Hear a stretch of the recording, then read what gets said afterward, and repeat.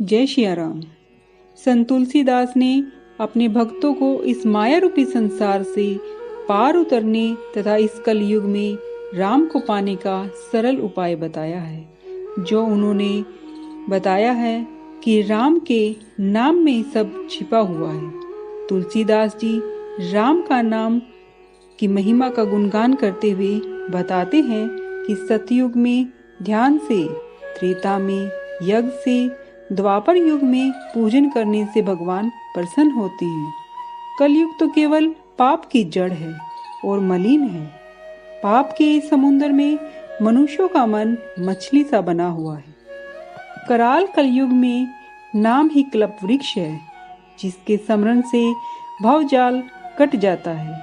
राम नाम ही कलयुग में मनोरथ का दाता है, परलोक में हितैषी है और इस लोक में माता पिता है।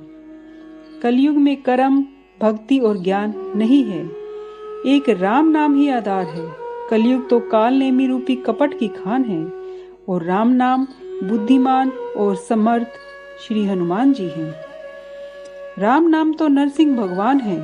कलयुग हिरण्यकश्यप है और भगत जन प्रहलाद हैं। राम नाम देवों के शत्रु कलयुग को मारकर भक्तों का पालन करता है। प्रेम या वैर, क्रोध या आलस्य, किसी प्रकार से नाम जपने से भी दिशाओं में मंगल होता है। उस राम नाम का स्मरण कर श्री रघुनाथ जी को मस्तक नवाकर उनके गुणों का वर्णन करता हूँ। वे ही मेरी कथा को इस प्रकार सुधारेंगे जिनकी कृपा करने से कृपा भी नहीं अगाती है। राम से सुंदर स्वामी और मुझ सब बुरा सेवक भला और कौन हो सकता है। अपनी ओर देखकर दयानिधि ने भी मुझ पर दया की है।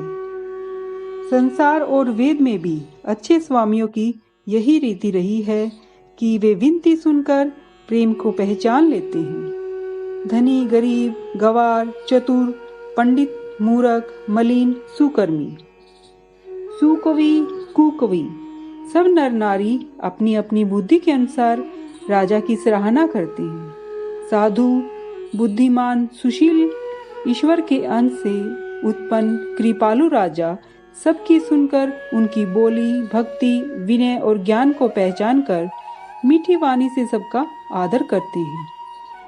यह तो साधारण राजाओं का स्वभाव है। श्री राम जी तो चतुरों में शिरोमणि हैं, जो केवल प्रेम से ही रिझते हैं। जगत में मुझसे अधिक मंद और मलिन बुद्धि वाला भला कौन है। मुझ मूर्ख सेवक की प्रीति और रुचि को दयालु श्री रामचंद्र जी ध्यान में रखेंगे, जिन्होंने पत्थरों को जहाज और रीछ वानरों को चतुर मंत्री बना लिया। मैं भी कहलाता हूँ और सब भी कहते हैं। श्री रामचंद्र जी यह निंदा सहते हैं कि सीतानाथ से स्वामी हैं और तुलसीदास सा सेवक है। मेरी यह बहुत बड़ी डिठाई और दोष है।